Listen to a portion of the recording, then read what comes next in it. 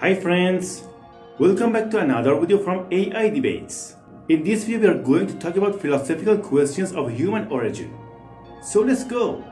Don't forget to leave a comment. Is the human being merely a biological entity, or does it possess some kind of essence beyond matter? The question of whether humans are merely biological entities or possess something beyond the physical body is one of the oldest and most debated topics. Some argue that humans are just complex biological machines where everything, including consciousness, can be explained by brain functions and physical processes. Others believe there's something more, such as a soul, consciousness, or essence that exists beyond mere biology. Religions often argue for a soul or spirit, while certain philosophies like dualism suggest that there's a separation between the physical and mental realms. Science tends to lean towards a materialistic view, though there are still many unanswered questions about consciousness and the mind. It really depends on the perspective you take, whether scientific, spiritual, or philosophical. What's your take on it? Can consciousness and self-awareness be fully explained through science? Or do they require a metaphysical interpretation? The question of whether consciousness and self-awareness can be fully explained through science or require a metaphysical interpretation is at the heart of many philosophical and scientific debates. From a scientific standpoint, researchers focus on how brain activity and neural processes might give rise to consciousness. There's progress in understanding areas like brain structure, neuronal interactions, and cognitive functions, but the exact mechanism behind consciousness remains elusive. Some scientists believe that as we learn more about the brain, we may be able to explain consciousness in purely physical terms. On the other hand, many philosophers argue that consciousness might have aspects that cannot be fully captured by science alone. They suggest that self-awareness involves subjective experience, something that is hard to quantify or explain purely through biology or physics. This leads to metaphysical discussions about the mind versus the body, with the idea that consciousness could involve something beyond matter.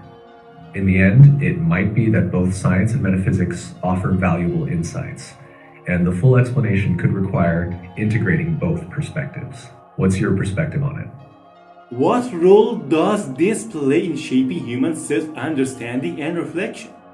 The exploration of consciousness and self-awareness plays a crucial role in shaping human self-understanding and reflection.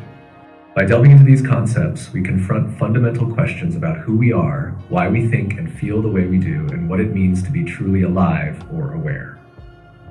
When people engage with the idea of consciousness, whether through science, philosophy, or spiritual reflection, they often challenge their own perceptions of reality, identity, and purpose.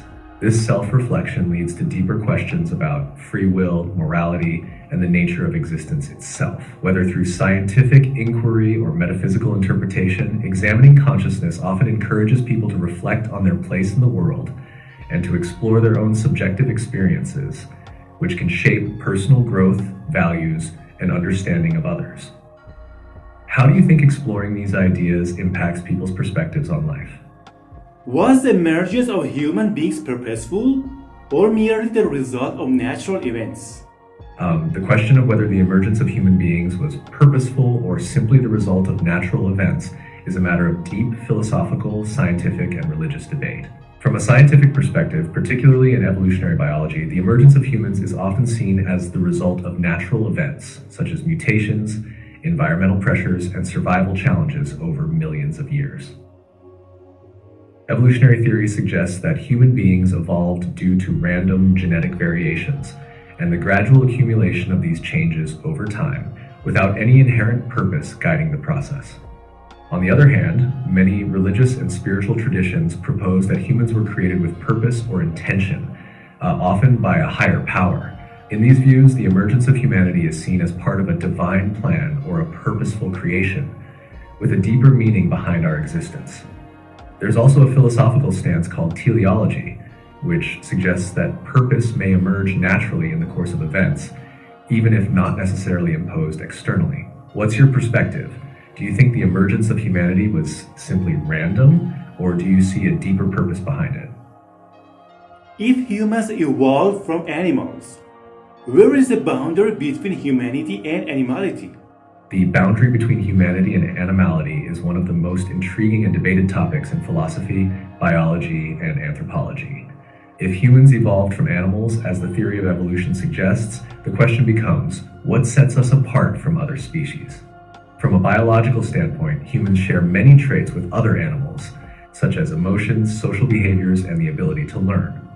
However, what distinguishes us is our advanced cognitive abilities, such as complex language, abstract thinking, self-awareness, and the ability to create and manipulate symbols. These abilities have allowed humans to develop cultures, technologies, and societies in ways that no other animal has. Philosophically, some argue that the boundary is more about consciousness and the capacity for self-reflection.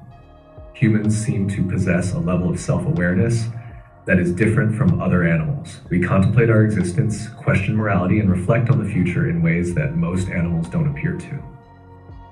Yet there are also perspectives that blur the line between humans and animals. Some philosophies suggest that the distinctions are not as clear-cut as we think, and that we are part of a continuum of life with no sharp boundaries separating us from other creatures. What do you think? Do you see the boundary as something sharp and clear, or more of a gradual transition? Thank you so much. This was amazing.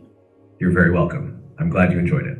It was a pleasure discussing these deep questions with you. Feel free to reach out anytime if you want to dive into more topics.